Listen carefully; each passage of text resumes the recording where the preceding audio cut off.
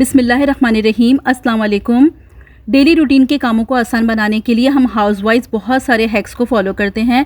ऐसे ही कुछ सिंपल लेकिन बहुत यूज़फुल हैक्स आज मैं आपके साथ शेयर करूंगी। आप इनको यूज़ करेंगे तो आपके बहुत सारे काम आसान हो जाएंगे। बस वीडियो को फुल वॉच करना है, लाइक ज़रूर कर देना है और वीडियो पसंद आए तो चैनल को सब्सक्राइब भी ज़रूर कर लीजिएगा। ये जो हमारे नल होते हैं इस पर खारे पानी के निशान बन जाते हैं।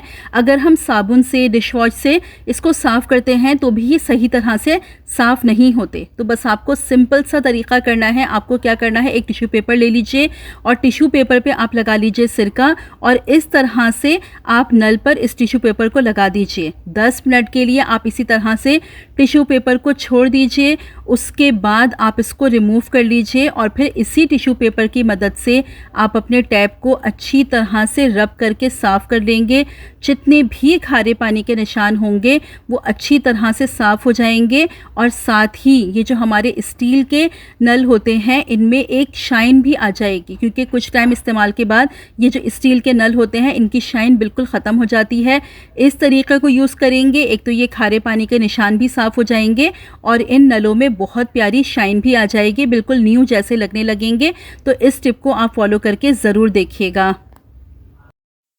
चूल्हे को तो हम अच्छी तरह से क्लीन कर लेते हैं, लेकिन ये जो एरिया होता है, ये जो इसकी साइड्स होती हैं, इन पर चिकनाई और मैल जमी रहती है जो कि आसानी से क्लीन नहीं होती किसी भी कपड़े की मदद से।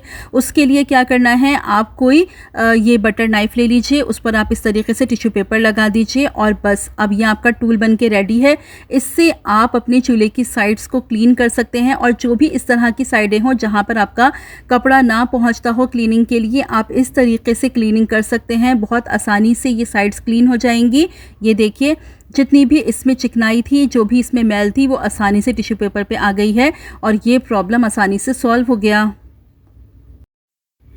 खाना बनाते हुए अक्सर एक कॉमन से मिस्टेक जो हम लोग करते हैं वो ये कि जब हम लोग मसाला डालने लगते हैं तो कभी कभी डब्बे से डायरेक्ट इस तरीके से मसाला डाल देते हैं। उससे क्या होता है कि मसाले के डब्बे के अंदर मॉइस्चर चला जाता है। तो इस तरह से आपको कभी मसाला नहीं डालना है।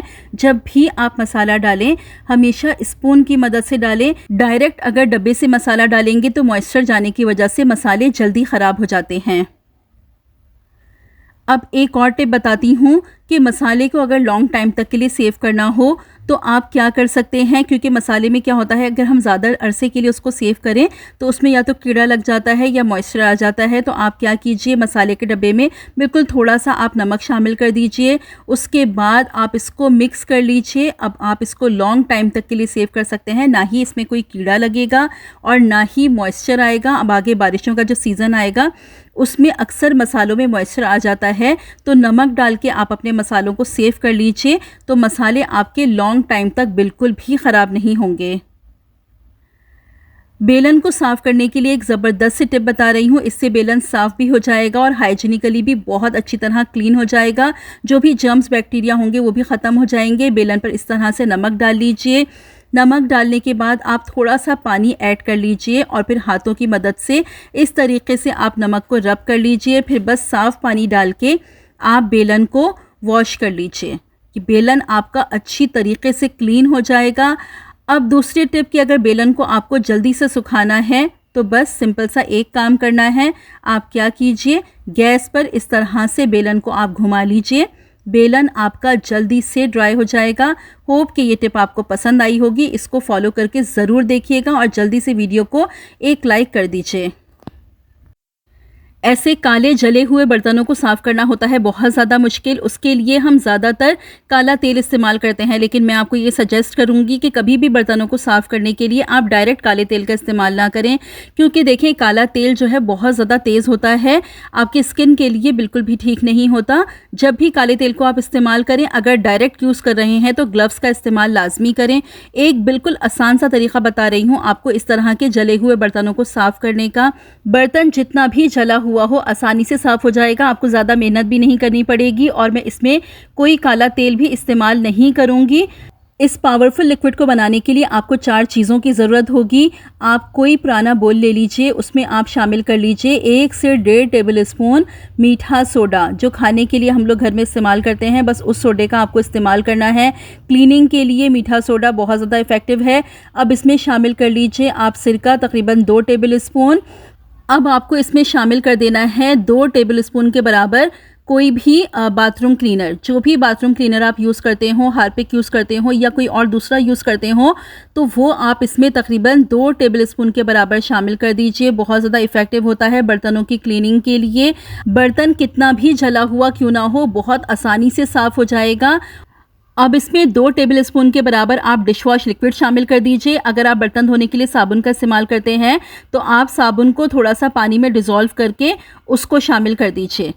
बस अब किसी चम्मच की मदद से आप इस तरह से बर्तन पे इस लिक्विड को फैला दीजिए। अभी इसको स्क्रब नहीं करेंगे, 10 मिनट के लिए आप इसको ऐसे ही छोड़ दीजिएगा।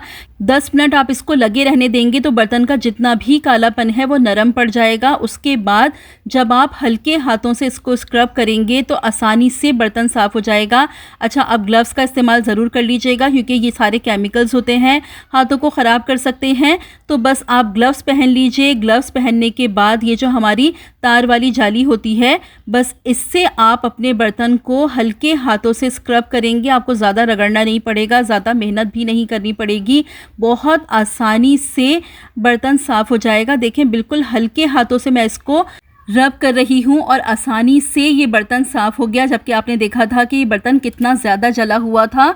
तो बस इस तरीके से आप ये लिक्विड बना के अपने बर्तनों को साफ़ कर सकते हैं। देखिए कितनी आसानी से ये बर्तन साफ़ हो गया। बस जब भी अब आपका कोई बर्तन ऐसा हो जो जल जाए, उसको आप इस तरीके से क्लीन कर लीजिए। बग़ैर काले तेल के ये लिक्विड बनाइए और अपने बर्तन को वॉश कर लीजिए। बग़ैर मेहनत के आसानी से बर्तन चमक जाएगा। होप कि ये टिप आपको पसंद आई होगी। अगर ये टिप पसंद आई है तो वीडियो को जल्दी से लाइक कर दीजिए और अगर चैनल पर पहली बार आए हैं तो सब्सक्राइब भी ज़रूर कर लीजिए। कितनी भी हम अपने घर की सफाई कर लें, लेकिन घर में कॉकरोचेस का होना एक आम सी बात है। बहुत ज़्यादा क्लीनिंग करने के बाद भी हमारे घर में कॉकरोचेस हो जाते हैं। खासकर किचन में तो कॉकरोचेस का होना एक बहुत ही कॉमन सी प्रॉब्लम है। उसके साथ ही घर में मच्छर मक्खियों का आना, घर में मकड़ियों का हो जाना, ये भी एक बहुत बड़ा मसला है। इन सब प्रॉब्लम्स को सॉल्व करने के लिए आज मैं आपको एक बड़ी ही ज़बरदस्त इफेक्टिव रेमेडी बता रही हूँ। इसको आप ट्राई करेंगे तो आपकी ये सारी प्रॉब्लम्स बिल्कुल हल हो जाएंगी। कॉकरोचेस ना सिर्फ देखने में बुरे लगते हैं बल्कि इनसे कराहियत भी बहुत ज़्यादा आती है और साथ ही हमारी सेहत के लिए भी बहुत ज़्यादा नुकसानदेह हैं, क्योंकि इनसे एलर्जीज़ हो जाती हैं और इनसे एस्थमा का प्रॉब्लम भी हो सकता है। इसलिए जब भी आप देखें कि आपके घर में थोड़े से भी कॉकरोच होना शुरू हुए हैं तो आप ये रेमेडी बना के अपने घर में इस्तेमाल करना शुरू कर दें। 4 से 5 दिन आप इस रेमेडी का इस्तेमाल करेंगे तो जड़ से आपके घर से कॉकरोचेस का खात्मा हो जाएगा। साथ ही मच्छर, मक्खी, छिपकली, मकड़ी और चूहों को ख़त्म करने के लिए भी ये रेमेडी बहुत ज़्यादा इफेक्टिव है। तो चलिए मैं बताती हूँ कि आपको रेमेडी किस तरीके से प्रिपेयर करनी है। रेमेडी प्रिपेयर करने के लिए सबसे पहले ले लीजिए आप 2 से 2.5 गिलास पानी। 2 से 2.5 गिलास पानी लेने के बाद इसमें शामिल कर दीजिए आप 1 टेबल स्पून तंबाकू। अगर आपके पास तंबाकू नहीं है तो आप 2 सिगरेट का भी इस्तेमाल कर सकते हैं। सिगरेट को खोल के उसके अंदर जो तंबाकू होती है आप उसको भी यहाँ पर शामिल कर सकते हैं। तंबाकू की जो स्मेल होती है बहुत ज़्यादा तेज़ होती है और जितने भी कीड़े मकोड़े होते हैं इसकी स्मेल से बहुत ज़्यादा दूर भागते हैं। अब इसमें आप शामिल कर दीजिए 1 प्याज के छिलके।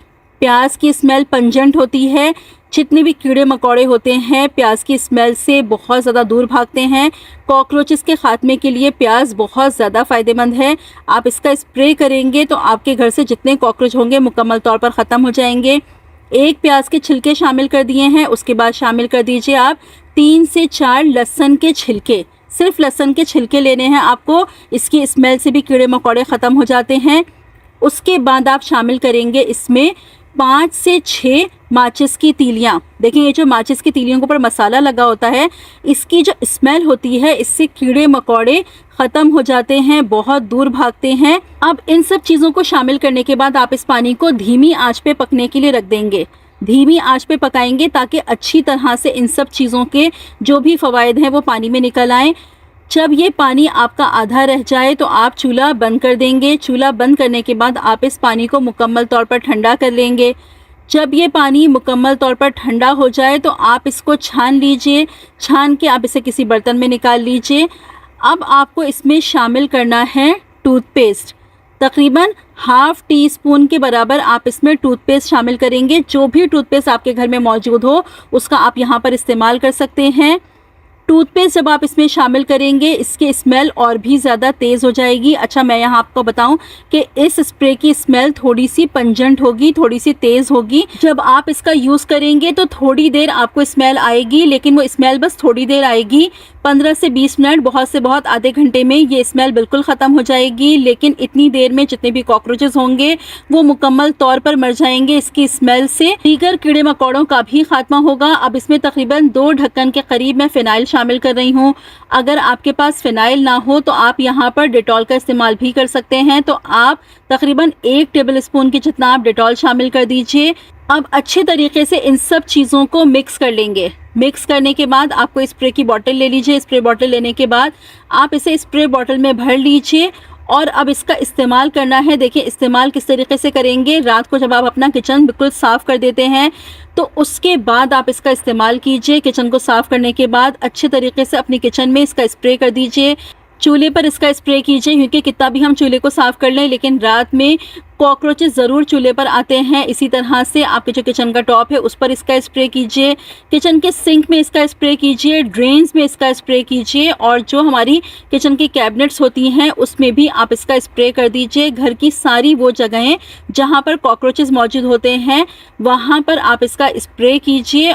घर की खिड़कियों पर भी आप इसका इस्तेमाल कीजिए तो मच्छर मक्खियाँ आपके घर में नहीं आएंगी। इसकी स्मेल से मच्छर मक्खियाँ बहुत दूर भागेंगी। तो अगर मच्छर मक्खियाँ आपके घर में आती हैं तो आप घर के जो खिड़कियाँ हैं, दरवाजे हैं बाहर के, उस तरफ भी आप ये स्प्रे इस्तेमाल कर लीजिए। आप यकीन करें इतनी ज़बरदस्त इसके रिज़ल्ट हैं। आप इसको इस्तेमाल करेंगे तो ये मसला आपका बिल्कुल सॉल्व हो जाएगा। और जो ये हम बाज़ार से केमिकल स्प्रेज लाते हैं इसमें इतने सारे केमिकल्स मौजूद होते हैं जो इंसानी सेहत के लिए बहुत ज़्यादा नुकसानदेह होते हैं और स्मेल तो उनमें भी होती है। तो अगर इसकी थोड़ी सी पंजेंट स्मेल है लेकिन इसमें कोई भी ऐसी चीज़ मौजूद नहीं है जो इंसानी सेहत के लिए नुकसानदेह हो, और जब आप इसका इस्तेमाल करेंगे थोड़ी देर स्मेल रहेगी, उसके बाद स्मेल बिल्कुल गायब हो जाएगी। इसके इस्तेमाल का एक तरीका और बताती हूँ कि जब आप फर्श धोते हैं, अपने सहन धोते हैं या बैल्कनी वगैरह की जब आप वॉशिंग करते हैं तो आप ये पानी बना लीजिए। ये पानी आप अपने सहन में, अपनी बैल्कनी में डाल दीजिए। डालने के बाद आप इसको तकरीबन 15 से 20 मिनट के लिए छोड़ दीजिए। 15 से 20 मिनट के बाद आप थोड़ा सा सर्फ डाल के अपने सहन को वॉश कर लीजिए। तो इसकी स्मेल से जितने भी कीड़े मकोड़े होंगे वो बिल्कुल ख़त्म हो जाएंगे। चूंटियों का प्रॉब्लम भी इससे मुकम्मल तौर पर सॉल्व हो जाएगा। अक्सर चूंटियां भी बहुत ज़्यादा होती हैं घरों में। आप इसको ज़रूर इस्तेमाल कीजिए बना के। जो भी फीडबैक हो आके कमेंट सेक्शन में ज़रूर दीजिएगा। आज आपके साथ बड़ा ही ज़बरदस्त एक एंटी एजिंग मास्क शेयर कर रही हूँ जिसे वीक में 3 से 4 बार अगर आप यूज़ करते हैं तो आपके स्किन पर बुढ़ापा जल्दी नहीं आएगा। अगर आपके स्किन पर फाइन लाइंस मौजूद हैं, रिंकल्स मौजूद हैं, स्किन ढीली पड़ रही है, आंखों के इर्द गिर्द लाइनें पड़ रही हैं, हंसने से होंठों के इर्द गिर्द लाइनें पड़ रही हैं, तो ये मास्क आप लाजमी ट्राई करें। तो आपकी स्किन टाइट हो जाएगी, फाइन लाइन रिंकल्स मुकम्मल तौर पर गायब हो जाएंगी। देखिए, रेमेडी प्रिपेयर करने के लिए सबसे पहले आपको चाहिए एलोवेरा जेल। आप चाहें तो आप घर का भी एलोवेरा यूज़ कर सकते हैं। अगर आपके पास घर का नहीं है तो आप बाज़ार वाली एलोवेरा जेल का भी यहाँ इस्तेमाल कर सकते हैं। मैं बाज़ार वाली एलोवेरा जेल ले रही हूँ। एलोवेरा हमारी स्किन को ज़बरदस्ती हाइड्रेशन प्रोवाइड करेगा, रंगत भी साफ़ करता है, साथ ही स्किन पर मौजूद जो भी दाग धब्बे निशानात हों उनको भी साफ़ करने के लिए एलोवेरा बहुत ज़्यादा फ़ायदेमंद है। एंटी एजिंग भी होता है। स्किन की बहुत सारी प्रॉब्लम्स एलोवेरा यूज़ करके सॉल्व की जा सकती हैं। अब जो ज़बरदस्ती चीज़ इसमें शामिल करेंगे वो बुढ़ापे के असरात को रोकने के लिए बहुत ज़्यादा फ़ायदेमंद है। ना सिर्फ फाइन लाइन रिंकल्स का खात्मा होगा, साथ ही रंगत भी साफ़ होगी। अगर आपके चेहरे पर दाग धब्बे निशानात मौजूद हैं वो भी साफ़ होंगे। एक्ने पिंपल वालों के लिए तो बहुत ज़्यादा ही फ़ायदेमंद है क्योंकि एंटी बैक्टीरियल होती है। और ये चीज़ है एलम यानी फिटकरी, जो कि बहुत ज़्यादा फ़ायदेमंद है हमारी स्किन के लिए। बस ये 4 चुटकी के बराबर आप समझ लें कि ये तकरीबन हाफ टी स्पून से भी कम ही है। बस इतना फिटकरी का पाउडर आप इसमें शामिल कर दीजिए। अब इसमें आप शामिल कर देंगे 1 टेबल स्पून मुल्तानी मिट्टी का पाउडर। मुल्तानी मिट्टी भी एंटी एजिंग होती है, अंदर तक हमारे पोर्स को क्लीन करती है, हमारे पोर्स को श्रिंक करती है। अब इसमें 1 टीस्पून के करीब आप शामिल कर दीजिए कोकोनट ऑयल यानी खोपरे का तेल।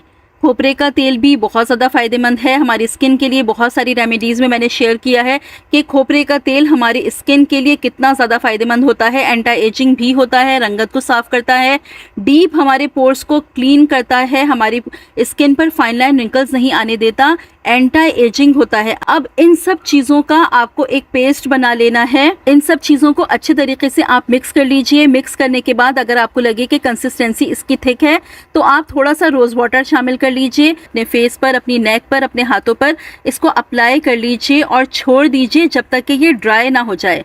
जब ये मुकम्मल तौर पर ड्राई हो जाए तो आप सादे पानी से वॉश कर दीजिए। अच्छी तरह से वॉश करने के बाद फिर ऊपर से दोबारा कोई साबुन, कोई फेस वॉश यूज़ मत कीजिएगा। जब फेस आप वॉश कर लें, जब आपका फेस ड्राई हो जाए तो कोई भी मॉइस्चराइजिंग क्रीम या एलोवेरा जेल आप ज़रूर अप्लाई कर लीजिए। रेमेडी को आप ज़रूर ट्राई कीजिएगा, बहुत ज़्यादा इफेक्टिव है फाइन लाइन रिंकल्स को रिमूव करने के लिए, स्किन को टाइट और ब्राइट करने के लिए। उम्मीद करती हूँ कि आज के सारे ही हैक्स आपको पसंद आए होंगे। अगर इनमें से कोई एक भी हैक आपको अच्छा लगा हो तो वीडियो को लाइक ज़रूर कर दीजिएगा और चैनल को सब्सक्राइब करना बिल्कुल मत भूलिएगा। तो मिलती हूँ अपनी नेक्स्ट वीडियो में। रखिएगा अपना बहुत सारा ख्याल, मुझे भी अपनी दुआओं में याद रखिएगा। अल्लाह हाफिज़।